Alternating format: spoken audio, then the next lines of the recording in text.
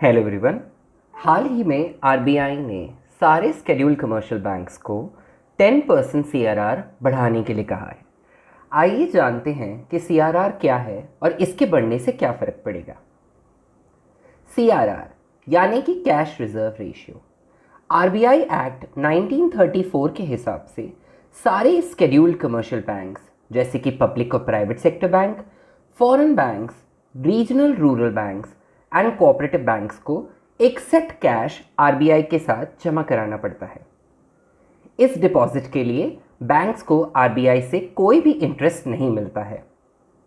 ये उनके net demand and time liabilities का परसेंटेज होता है, जो कि डिमांड एंड टाइम लायबिलिटीज़ जैसे कि सारी लायबिलिटीज़ जो ऑन डिमांड पे की जाती हैं, जैसे cash deposit, demand draft, fix deposit और बैंक के दूसरे बैंक्स में जमा किए हुए डिपॉजिट्स का डिफरेंस होता है।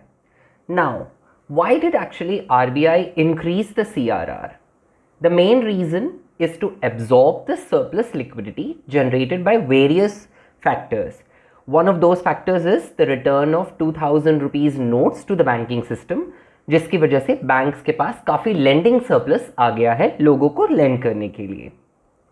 आरबीआई ने यह भी कहा है कि ये एक टेम्पररी मेजर है लिक्विडिटी ओवरहैंग को मैनेज करने के लिए। इंक्रीमेंटल सीआरआर के क्या इफ़ेक्ट्स हो सकते हैं? इसका मेन प्राइमरी इफेक्ट है इन्फ्लेशन को कंट्रोल करना।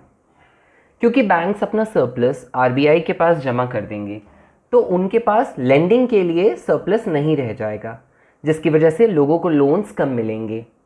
उस वजह से लोगों के पास पैसा काफ़ी कम आएगा और गुड्स की डिमांड काफ़ी कम हो जाएगी। चीज़ों की डिमांड कम होते ही उनके प्राइसेस ऑटोमेटिक कम होना शुरू हो जाएंगे। इसका एक और इफेक्ट है, वो है increase in the short term interest rate. क्योंकि बैंक्स के पास फंड्स का शॉर्टेज होगा, क्योंकि वो अपना सरप्लस आरबीआई को दे चुके होंगे, इस वजह से वो अपने इंटरेस्ट रेट को बढ़ा देंगे। बढ़े हुए इंटरेस्ट रेट की वजह से लोग लोन्स लेना कम कर देंगे, जिस वजह से मार्केट में पैसा सर्कुलेट होना कम हो जाएगा, जो इन टर्न हमको इन्फ्लेशन कंट्रोल करने में मदद करेगा। अगर आपको ये वीडियो पसंद आया हो तो लाइक एंड सब्सक्राइब ज़रूर करें।